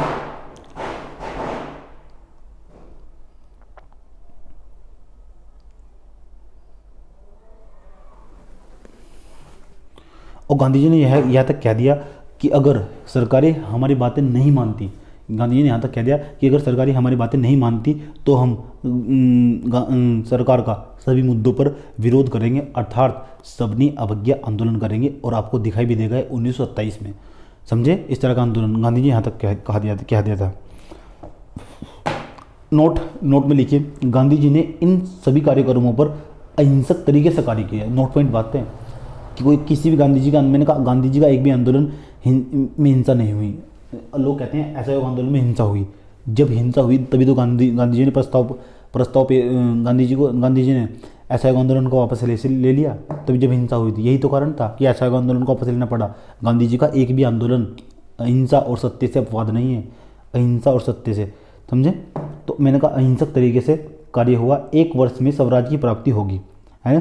गांधी जी ने कहा कि इन सभी कार्यक्रम में जितने भी कार्यक्रम चलाए जा रहे हैं मेरे द्वारा, अगर इनका अहिंसक तरीके से पालन हुआ तो 1 वर्ष के अंदर हमारे पास स्वराज होगा। स्वराज की कोई निश्चित परिभाषा नहीं थी, स्वराज मतलब अपना ही शासन, खुद का शासन होगा, समझे। ऐसा गांधी जी का मानना था, ठीक है, लेकिन ऐसा हुआ नहीं, समझे। होगा अलग चीज़ होती है, लेकिन हुआ अलग चीज़। उसके बाद दूसरा पॉइंट क्या था, मैंने कहा अनेक प्रकार के कार्यक्रम चलाए। एक तो बहिष्कार था, बहिष्कार के बाद एक आएगा आपका स्वदेशी। आप ये ध्यान से देखिएगा, यानी स्वदेशी क्या होगा, तो विरोध किया गया बहिष्कार में। अब स्वदेशी अपनाओ, कहने लगे स्वदेशी, आत्मनिर्भर बनो, स्वदेशी। देखिए स्वदेशी 2 कार्यक्रम चलाए गए थे, स्वदेशी एक बहिष्कार। स्वदेशी के अंतर्गत देखिए क्या कहा गया, इसमें लिखिए रचनात्मक इसके अंतर्गत निम्नलिखित कार्यक्रम तय किया गया। नंबर 1 स्वदेशी शिक्षा को बढ़ावा देना, स्वदेशी शिक्षा को बढ़ावा देना। कहने लगे आज के बाद हम पाश्चात्य शिक्षा को त्याग देंगे। जो लॉर्ड मैकाले के द्वारा अंग्रेजी पढ़ाई जानी थी उसे त्याग कर उसे बंद कर दिया गया। बच्चों को स्कूल जाने से मना कर दिया गया, क्यों, आप स्कूल नहीं जाएंगे। तो मैंने कहा शिक्षा में बड़ा बदलाव, स्वदेशी शिक्षा को बढ़ावा। इसी दौरान गुजरात, महाराष्ट्र, बिहार, काशी और विद्यापीठ की स्थापना हुई। देखिए लिखिएगा, हमने कहा स्वदेशी शिक्षा को बढ़ावा देंगे ये। उसी दौरान गुजरात हो, आपका महाराष्ट्र हो, बिहार हो, या काशी हो, या काशी में विद्यापीठ की स्थापना हुई। उसके बाद 1920 में जामिया मिलिया इस्लामिया, आज यूनिवर्सिटी, बहुत बड़ी यूनिवर्सिटी, बहुत अधिकारी निकलते हैं यहाँ से। 1920 में जामिया मिलिया इस्लामिया विश्वविद्यालय की स्थापना हुई। यही कारण था जामिया मिलिया इस्लामिया विश्वविद्यालय बनाना पड़ा, है ना। ये स्वदेशी विश्वविद्यालय था। लाहौर में राष्ट्रीय कॉलेज खुला। देखिए लाहौर तो पाकिस्तान में चला गया। अलीगढ़ कॉलेज AMU, अलीगढ़ मुस्लिम यूनिवर्सिटी जिसे बोलते हैं आज हम, है ना, अलीगढ़ मुस्लिम यूनिवर्सिटी, ये भी नामी यूनिवर्सिटी है ना। इसकी स्थापना हुई उसी के समय जब स्वदेशी अपनाने की बात चल रही थी, 1920 के समय, जब अंग्रेजों का विरोध। प्रांतीय पंचायतों की स्थापना की गई ताकि अंग्रेजी कचहरियों पर निर्भरता न रहे। प्रांतीय पंचायतें बनाई गई, प्रांतीय है ना, प्रांतीय पंचायत, यानी कोई गांव का मामला होगा उसके लिए पंचायत निपटारा करेगी, ना कि अंग्रेजी सरकार हस्तक्षेप करेगी। इसे बचाने के लिए प्रांतीय पंचायतों का निर्माण किया गया। प्रांतीय पंचायतों का निर्माण किया गया। आगे देखिएगा, उसके बाद 3rd पॉइंट लिखिए, छुआछूत की निंदा की गई। हरिजन सुधार को बढ़ावा दिया गया। साथ ही हिंदू मुस्लिम एकता को बढ़ावा दिया गया। सूत कातने या चरखा चलाने एवं खादी बुनने पर बल दिया गया। ये सारे पॉइंट आप लिखते जाइएगा। आंदोलन आंदोलन के प्रारंभ में ही तिलक की मृत्यु हो गई। ये सबसे बड़ा शोक का, ये एक बहुत बड़ा शोक था भारतीयों के लिए, है ना, और भारतीय राष्ट्रीय कांग्रेस के नेताओं के लिए भी, है ना। उसके बाद उन्हें श्रद्धांजलि देते हुए उनके नाम पर, मैंने कहा इसी समय 1900 दिसंबर 1920 का समय था, इसी समय तिलक की मृत्यु हो गई और तिलक की मृत्यु के लिए एक फंड बनाया गया। जो फंड बनाया गया, फंड का मतलब समझते हैं आप, एक प्रकार का कोष बनाया गया, कोष, और कोष के अंदर, कोष का मतलब एक प्रकार का बैंक बनाया गया और उसमें चंदा इकट्ठा किया गया। जब चंदा इकट्ठा किया गया है ना, तो उसमें देखा 1 करोड़ रुपए है। अब आप अंदाजा लगा सकते हैं कि लोग तिलक को कितना प्यार करते थे, है ना। 1 करोड़ रुपए का चंदा जुटाया गया, उससे गरीबों को चरखा वितरित किए गए, है ना, गरीबों में चरखे बांटे गए। इस ऐसा नहीं है कि चंदा इकट्ठा कर लिया कि कैसे हम संदेश से अपना चरखे बांटे गए घर घर, ताकि महिलाएं अपना सब रोजगार उत्पन्न कर सके, रोजगार के अंदर उत्पन्न कर सके, ठीक है। प्रांतीय पंचायतें का गठन किया गया। मैंने कहा ये सारे पॉइंट आपको नोट करने होंगे, आपको काम आएंगे आगे आगे जो मैं बताऊंगा। और देखिएगा,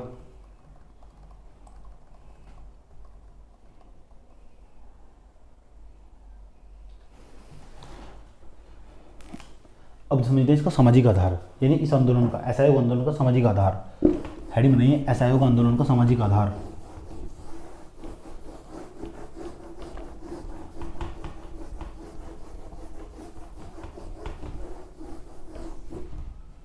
असहयोग आंदोलन का सामाजिक आधार, असहयोग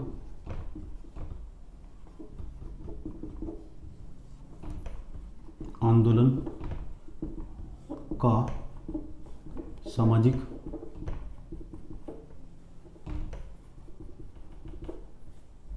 आधार। मैंने कहा जो असहयोग आंदोलन था हमारा, ये काफ़ी व्यापक था, आप भली भांति जानते हैं, इससे भली भांति परिचित है।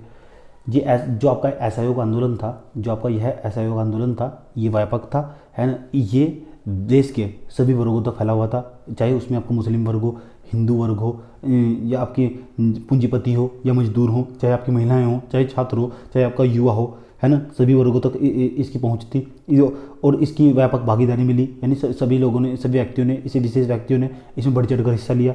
उसके बाद इसके दौरान हिंदू मुस्लिम एकता काफ़ी अच्छी रही, काफ़ी अच्छी थी। हमने कहा आपको हेडिंग बनानी होगी ये कि असहयोग आंदोलन का सामाजिक आधार। उसके बाद जो मैं पॉइंट आपको बता रहा हूँ, ये सभी पॉइंट आपको नोट करने होंगे। उसके बाद और जब हमने आपको यहाँ कहा, हमने कहा कि इसके अंदर हिंदू मुस्लिम एकता का अच्छा उदाहरण देखने को मिलता है। उसके बाद दिल्ली में आर्य समाज के नेता श्रद्धानंद को जामा मस्जिद में भाषण देने के लिए बुलाया गया। अब अंदाजा लगाइए, एक हिंदू नेता मस्जिद में भाषण देने जाता है। आप अंदाजा लगा सकते हैं कितनी अच्छी हिंदू मुस्लिम एकता रही होगी, जो आप आधुनिक संदर्भ में आपको देखने को नहीं मिलेगी, समझे। दिल्ली में आर्य समाज के नेता नाम का श्रद्धानंद को जामा मस्जिद में भाषण देने के लिए बुलाया गया। आप देखिए ना, इसी प्रकार पंजाब में सीखों के अमृतसर के स्वर्ण मंदिर में की चाबियां मुस्लिम नेता सैफुद्दीन किचलू को सौंप दी गई। सैफुद्दीन किचलू, अमृतसर का जो स्वर्ण मंदिर था, यानी गुरुद्वारा था जो, उसकी चाबियां मुस्लिम नेता को सौंप दी गई। कितना विश्वास रहा होगा, कितनी अच्छी हिंदू मुस्लिम एकता रही होगी। ऐसे 2 उदाहरण तो हमेशा आपको याद रहने चाहिए। उसके बाद व्यापारी वर्ग ने इस आंदोलन का समर्थन किया। जो व्यापारी वर्ग था ना, व्यापारी जो बिजनेस करने वाले लोग थे, है ना, चाहे अंतर्राष्ट्रीय स्तर पर चाहे राष्ट्रीय स्तर पर, उन्होंने भी इसका समर्थन किया। उसके बाद किंतु बड़े व्यापारियों के एक काफ़ी बड़े तबके भी इसका शत्रु भी रहा। जरूरी नहीं है कि सब समर्थन करने वाले होंगे। अब मैं आपको कुछ व्यक्तियों के नाम बताता हूँ जिनका असहयोग आंदोलन के विरुद्ध एक संस्था भी बनाई गई। असहयोग आंदोलन का विरोध करने के लिए एक संस्था बनाई गई। आप अंदाजा लगाइए कैसी मानसिकता रही होगी। उनमें कुछ विशेष व्यक्तियों का नाम मिलता है। ये पुरुषोत्तम दास ठाकुरदास के द्वारा इस असहयोग आंदोलन के विरुद्ध में एक आंदोलन चलाया गया और एक संस्था का निर्माण किया गया, है ना। उस संस्था, असहयोग आंदोलन के विरुद्ध संस्था, उसका नाम रखा गया। बताओ कैसे कैसे व्यक्ति थे, ठीक है। उसके नाम सुनो कुछ व्यक्ति का, आप लिखिए। किंतु बड़े व्यवसायियों के एक काफ़ी बड़े तबके का एक रुख अभी भी शत्रुतापूर्ण रहा। पुरुषोत्तम दास ठाकुरदास, जमुना दास, द्वारका दास तथा शीतलवाड़ आदि ने 1920 में असहयोगी विरोधी संस्था की स्थापना की। उसके बाद मैंने कहा महिलाओं ने भी, जो आपका ये आंदोलन था असहयोग आंदोलन, महिलाओं ने भी इसमें बढ़ चढ़कर हिस्सा लिया, है ना। आप लिखिएगा। उसके बाद खिलाफत का मुद्दा जुड़ जाने के कारण इस आंदोलन में मुस्लिमों ने मुस्लिम भागीदारी काफ़ी अधिक दिखी। मैंने कहा खिलाफत का मुद्दा जब असहयोग में मिल गया था तो इसमें मुस्लिमों की भागीदारी बढ़ती चली गई, जो हिंदू मुस्लिम एकता का प्रतीक दिखाई देती है। उसके बाद जो कि जो कि पूर्ववर्ती आंदोलन में नहीं थी। आपने देखा होगा कि जो पूर्व के जितने भी आंदोलन हुए उसमें किसी में भी हिंदू मुस्लिम एकता का प्रतीक आपको देखने को नहीं मिलेगा। उसके बाद देखिएगा हमने कहा इस आंदोलन के दौरान गांधी जी ने आजीवन लंगोट धारण करने का निर्णय लिया। जो गांधी जी थे उन्होंने कहा कि हम आजीवन लंगोट धारण करेंगे, उन्होंने इसका निर्णय लिया महात्मा गांधी ने इस आंदोलन के दौरान। और इस आंदोलन के दौरान सर्वप्रथम पुरुष मोहम्मद अली जिन्ना और मोहम्मद अली को और महिलाओं में चित्तरंजन दास की पत्नी बसंत देवी को गिरफ्तार कर लिया गया। मैंने कहा यह आंदोलन था ना, जो इस आंदोलन का जो नेतृत्व कर रहे थे ब्रिटिश अधिकारियों ने, जो आपके ये मोहम्मद अली थे, मोहम्मद अली को और ये मोहम्मद अली और महिलाओं में चित्तरंजन दास की पत्नी को गिरफ्तार कर लिया। ऐसी ऐसी घटनाएं देखने को मिली। क्षेत्रीय प्रसार, अब जानते हैं क्षेत्रीय प्रसार यानी इस आंदोलन का प्रसार ये किस तरह ये आंदोलन किस तरह 1 अगस्त 1920 से शुरू होकर, यह आंदोलन 1 अगस्त 1920 से शुरू होकर किस तरह देश के अलग अलग भागों से फैलता गया और किस तरह इस आंदोलन से कुछ अनेक प्रकार के छोटे छोटे आंदोलन जुड़ते चले गए, इस संदर्भ में आपके साथ बात करते हैं, है ना। तो आप कॉपी में हेडिंग बनाइएगा आंदोलन का क्षेत्रीय विस्तार, यानी इसका क्षेत्रीय विस्तार कैसे हुआ, कुछ क्षेत्रीय छोटे छोटे आंदोलन भी इससे जुड़ते चले गए। तो आप हेडिंग बनाइए कॉपी में। मैंने कहा जितना मैंने बताया आप सारा का सारा नोट करिए, क्योंकि आपकी समझ में आ जाएगा आप लिखेंगे तो। चलिए और देखिएगा आप हेडिंग बनाइएगा आंदोलन का क्षेत्रीय विस्तार, आंदोलन का क्षेत्रीय विस्तार। कल हम क्वेश्चन की परिचर्चा करेंगे। आंदोलन का क्षेत्रीय विस्तार, आंदोलन का क्षेत्रीय विस्तार। आप कॉपी में हेडिंग बनाइए आंदोलन का क्षेत्रीय विस्तार।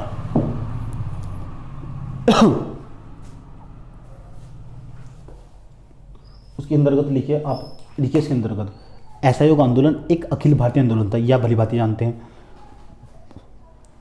इस प्रकार इसका प्रसार लगभग समस्त भारत में था, लगभग समस्त भारत में।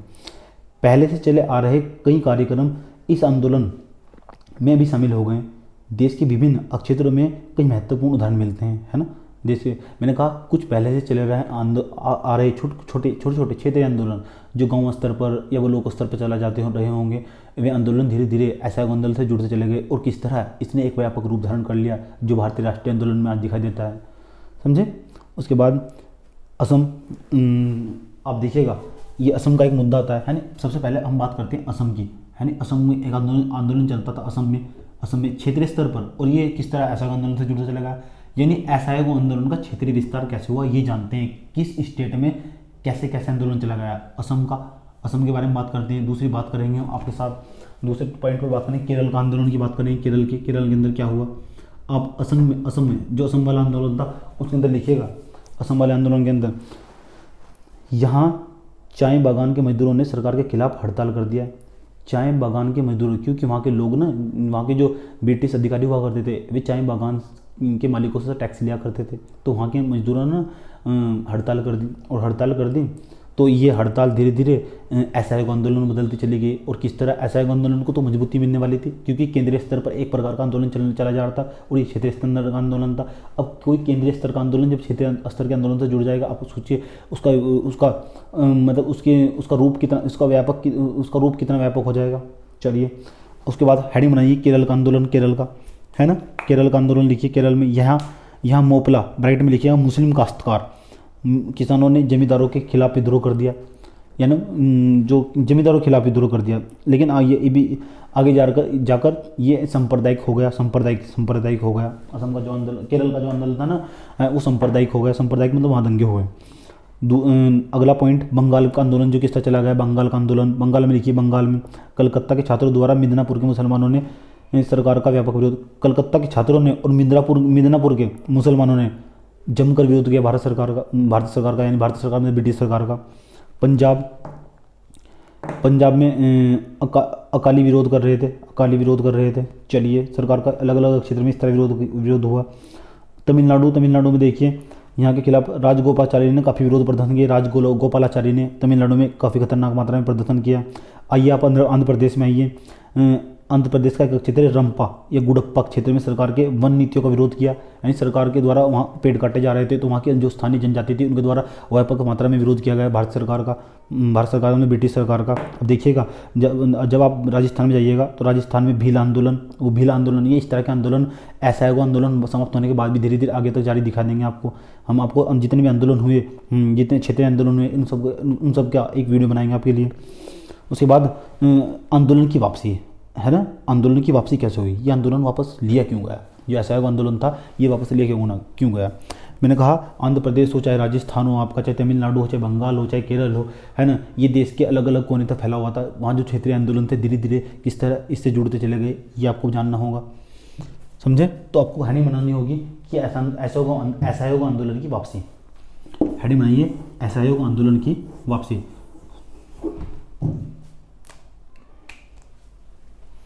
असहयोग आंदोलन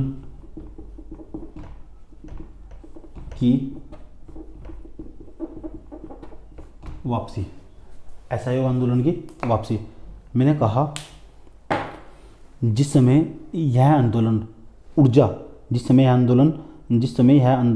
ऊर्जा, उत्साह एवं तीव्र वेग से आगे बढ़ रहा था, है ना, तीव्र वेग से आगे बढ़, उसी समय गोरखपुर में चोरी नामक स्थान पर, अब देखिएगा चोरी नामक स्थान पर जाइएगा तो वहाँ कुछ चोरी नामक स्थान पर, कहाँ, चोरी नामक स्थान पर गोरखपुर में, यूपी में आता है गोरखपुर, है ना, योगी आदित्यनाथ वहाँ से सांसद हैं। गोरखपुर में चोरी नामक स्थान पर, चोरी इसके नाम पर एक्सप्रेस भी चलाई जाती है, चोरी नामक स्थान पर भगवान अहिर का नाम याद रखिए। भगवान अहिर जैसे लोगों ने ये हुआ क्या था, चोरी में हुआ क्या था, चोरी की जो घटना है उसे देखिएगा, उसे हम पढ़ने भी वाले हैं। उसमें हुआ ये था कि ये आंदोलन जो आपका ऐसा आंदोलन वापस क्यों ले रहा है, एक घटना हुई थी चोरी की घटना के नाम से जाना था। चोरी के अंदर हुआ क्या था, भगवान अहिर जैसे कुछ व्यक्ति के द्वारा वहाँ के जो दो स्थानीय नेता थे, कि एक का नाम था सत्यपाल, एक का नाम था शिपुनाथ किचलू, मैंने इसका नाम बताया था, दो वहाँ के नेता थे, उन्हें गिरफ्तार कर लिया गया था। तो वो सरकार के जो खिलाफ नारे लगाए जा रहे थे, तो उसके अंतर्गत हुआ क्या था, भगवान अहिर जैसे लोगों को नारे लगाए जा रहे थे, तो उनका गुस्सा और बढ़ गया और उन्हें आंदोलन नहीं करने दे रहे थे। तो हुआ ये, नतीजा यह निकला कि उन्होंने एक थाने के अंदर 22 सिपाहियों सहित एक थानेदार सहित थाने में आग लगा दी और वहाँ भगवान अहिर को इसके लिए फांसी दी गई।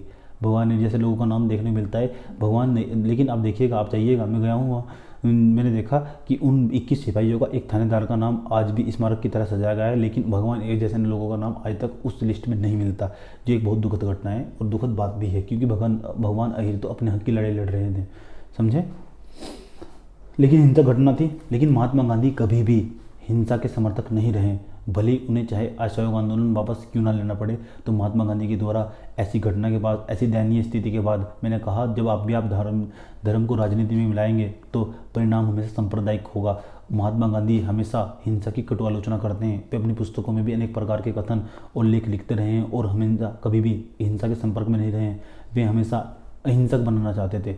इसीलिए तो आज पूरी दुनिया में नॉन वायलेंस डे मनाया जाता है, यानी अंतर्राष्ट्रीय अहिंसक दिवस। चलिए 5 फरवरी 1922 को एक हिंसक घटना हुई। हाँ, आप लिखिए, चोरी नामक स्थान पर 5 फरवरी 1922, डेट याद रखिएगा, 5 फरवरी 1922 को एक हिंसक घटना हुई। यहाँ पुलिसकर्मी सहित कुछ नागरिकों ने पुलिस और नागरिकों के बीच एक संघर्ष जारी रहा और स्थानीय नागरिकों ने, जिसमें भगवान अहिर का नाम फेसबुक में मिलता है, तो वहाँ के कुछ स्थानीय नागरिकों ने 22 यानी 21 सिपाहियों को और एक थानेदारों को जलाकर राख कर दिया।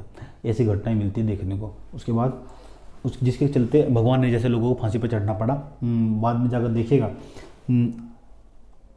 गुजरात के बारडोली में, है ना, गुजरात 13 मार्च 1922 को, ये फरवरी की घटना थी। फरवरी की ठीक एक सप्ताह बाद गुजरात के एक समिति बुलाई गई, मतलब कांग्रेस की बैठक बुलाई गई। गुजरात की एक जगह है बारडोली, नाम है बारदोली, गुजरात के अंदर एक बैठक बुलाई गई कांग्रेस की, बारदोली, गुजरात के बारदोली में कांग्रेस की बैठक बुलाई गई। कांग्रेस की एक बैठक के अंतर्गत यह फैसला किया गया महात्मा गांधी के द्वारा कि अब मैं असहयोग आंदोलन वापस लेता हूँ। ये कहा गया कि 13 मार्च, हाँ गांधी जी को 13 मार्च 1922 को, नहीं सुनिए, मैंने कहा एक सप्ताह बाद, 5 फरवरी के एक सप्ताह बाद, एक सप्ताह जोड़िए इसमें साथ, यानी 12 फरवरी को, लगभग 12 फरवरी को असहयोग आंदोलन महात्मा गांधी ने वापस लेने का फैसला ले लिया। उसके बाद ठीक एक दिन बाद 13 अप्रैल 1922 को महात्मा गांधी को गिरफ्तार कर लिया गया।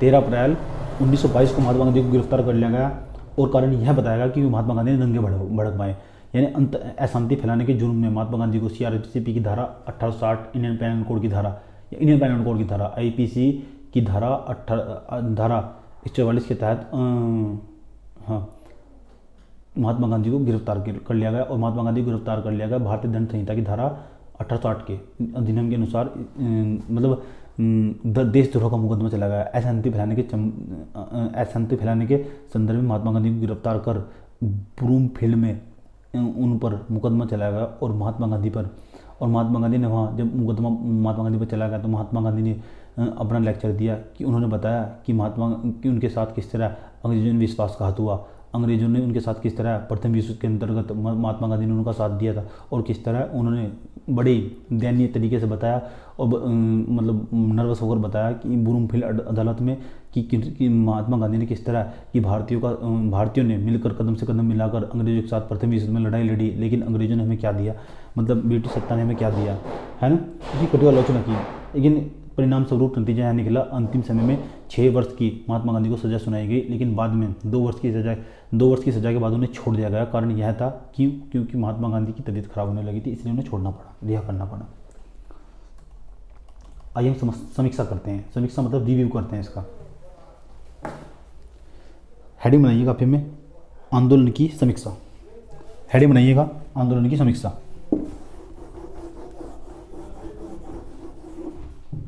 रिव्यू, आंदोलन की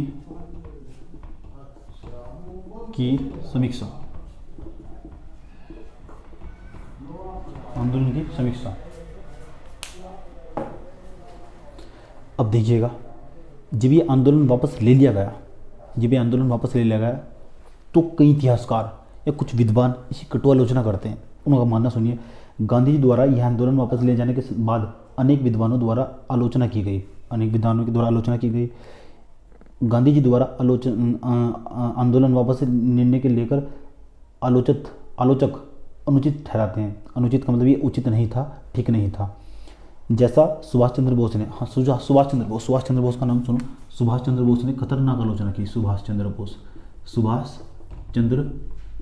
बोस, मैंने कहा ICS के अंदर 4थी रैंक थी, इतने इंटेलिजेंट बनते थे। 4 rank ICS, Indian civil service का एग्जाम हुआ करता था। 1963 में नाम बदला इनका, IAS कर दिया गया। उस एग्जाम में 4 रैंक थी इनकी। जब इनकी 4 रैंक थी, महात्मा गांधी से मिलने का मौका मिला था, महात्मा गांधी से। और जब 19 असहयोग के बाद महात्मा गांधी से ने पूछा अगला आपका कार्यक्रम क्या होगा, तो महात्मा गांधी हड़बड़ा उठे। उसके बाद इनका एक वैचारिक मतभेद आपस में देखने को मिलता रहा। एक इंटरेस्टिंग घटना, मैंने बायोग्राफी पढ़ी ना इनकी, तो तब उसके बाद और ये इंडियन स्ट्रगल, एक बुक लिखी सुभाष चंद्र बोस ने। इंडियन स्ट्रगल के अंदर साफ शब्दों में कहते हैं कि एक व्यक्ति जिसके कहने पर जनता रोड पर है, उसे यह नहीं पता उसका अगला कार्यक्रम क्या हुआ, समझे। उसकी कटु आलोचना करते हैं। तो ये सुभाष चंद्र बोस महात्मा गांधी की कटु आलोचना करते हैं, समझे, लेकिन उनकी इज्जत भी करते थे। आपको जानकर हैरानी नहीं होगी, ये ऐसा नहीं था, आज के नेताओं की तरह नहीं थे, है ना, कि आज आलोचना करते तो सिर्फ आलोचना ही करते रहते हैं। अब देखिएगा 1935 के बाद एक 1936 का जो चुनाव होगा, 1936 में चुनाव होगा, उसमें महात्मा गांधी को राष्ट्रपिता महात्मा गांधी की संज्ञा डॉक्टर सुभाष चंद्र बोस के द्वारा ही दी गई थी। देखिएगा कितनी इज्जत करते थे, समझे।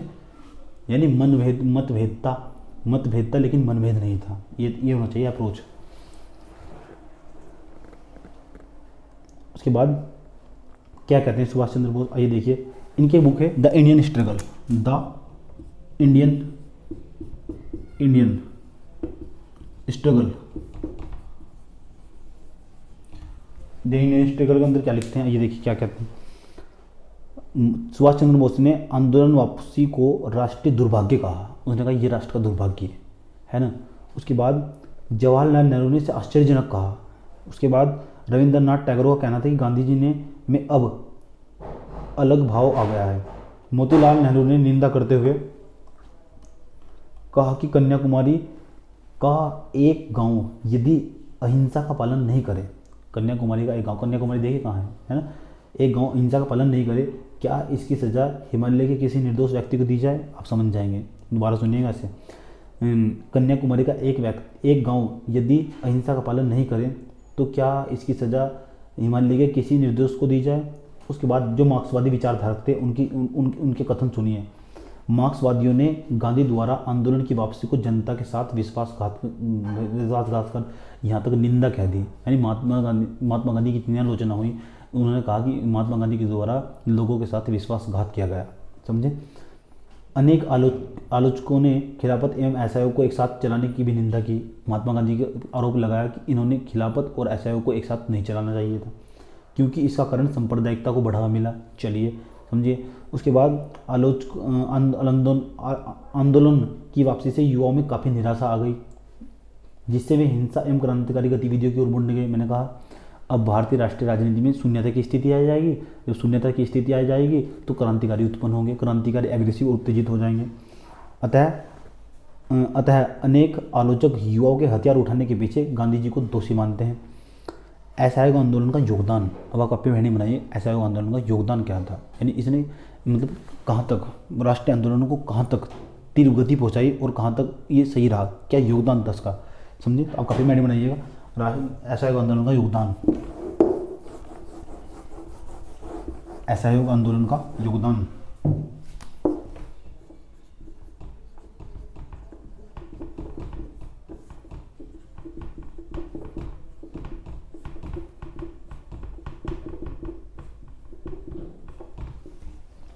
असहयोग आंदोलन का योगदान। पहली बात आपको बताना चाहिए, ये भारतीय राष्ट्रीय कांग्रेस का पहला जन आंदोलन था। ये आप देखते हैं, असहयोग आंदोलन भारतीय राष्ट्रीय कांग्रेस का अंतर्गत पहला जन आंदोलन था। पहला जन आंदोलन, ये इसे अखिल भारतीय आंदोलन कहते हैं। आप लिखिएगा, पहला पॉइंट बनाकर लिखिएगा, योगदान के अंतर्गत यह भारत का पहला जन आंदोलन था। चलिए, उसके बाद इसमें विभिन्न वर्गों की भागीदारी हुई, ये आप जानते हैं, बहुत अच्छी तरह जानते हैं।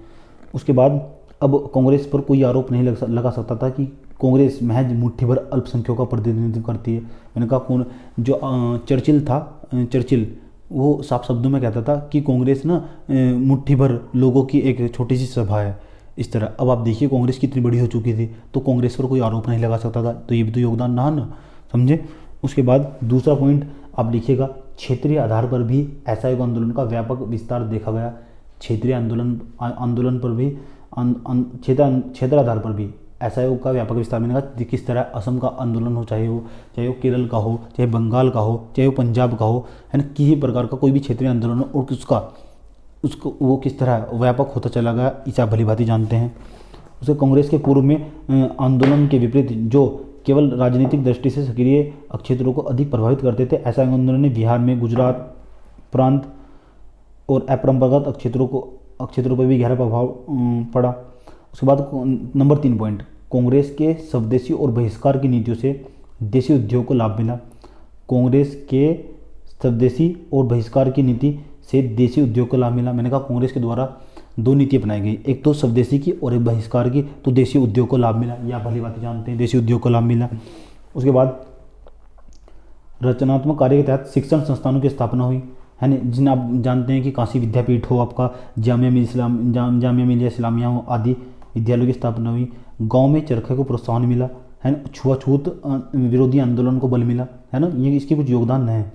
कांग्रेस का संगठनात्मक सुधार हुआ, ग्राम, तालुका एवं जिला स्तर पर समितियों का गठन हुआ, है। मैंने कहा ग्राम स्तर पर भी अनेक प्रकार की समितियां बनाई गई ताकि जो मामला था वो अंग्रेजों की अदालत में ना जाए, पंचायत स्तर पर, पंचायत यानी ग्राम लेवल पर समाप्त हो जाए। चलिए, असहयोग आंदोलन ने हिंदू मुस्लिम एकता को प्रोत्साहन किया। असहयोग आंदोलन ने हिंदू मुस्लिम एकता को प्रोत्साहित किया, ये बात आप जानते हैं। सत्याग्रह जैसे गांधीवादी सिद्धांतों के प्रति लोगों का विश्वास बढ़ा, इससे राष्ट्रवाद मजबूत हुआ तथा इससे भविष्य में जन आंदोलन को मजबूती मिली। मैंने कहा इससे राष्ट्रवाद मजबूत हुआ असहयोग आंदोलन से, और भविष्य और तथा भविष्य में जन आंदोलन को मजबूती मिली। यानी भविष्य में जब भी कोई आंदोलन होगा, जन आंदोलन होगा, उसको मजबूती यानी प्रदान किया।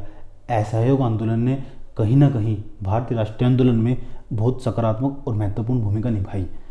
इसके बाद हम कल इस जो 2 टॉपिक पढ़ाए, इनसे संबंधित पेपर में जो प्रश्न आए हुए हैं उन प्रश्नों की परिचर्चा करेंगे आपके, चाहे आपके ऑब्जेक्टिव प्रश्न हो चाहे आपके सब्जेक्टिव प्रश्न हो। आज के एपिसोड में इतना ही रखता हूँ। प्रश्न को वीडियो के एक बार नहीं, लगभग 4 बार देखिएगा। 4 बार देखने के पश्चात तभी आपके धीरे धीरे जो पॉइंट होंगे वे सर्कुलेट होने स्टार्ट हो जाएंगे। यानी एक टॉपिक को लगभग 4 बार पढ़ना होता है। उसके बाद बताइए और लिखिएगा साथ साथ, समझे। आज के एपिसोड में इतना ही रखते हैं। धन्यवाद, थैंक यू, जय हिंद।